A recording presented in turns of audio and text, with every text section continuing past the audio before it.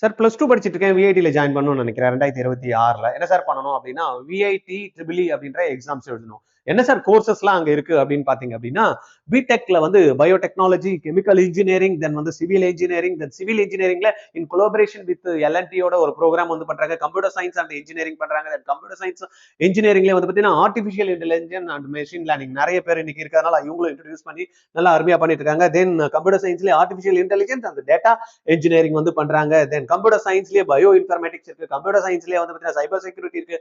Then computer சயின்ஸ்ல வந்து பாத்தீங்கன்னா கொலாபரேஷன் வித் டிசிஎஸ் கூட ஒரு ப்ரோக்ராம் வந்து பண்றாங்க. தென் கம்ப்யூட்டர் சயின்ஸ்ல வந்து டேட்டா சயின்ஸ் தனியா வச்சிருக்காங்க.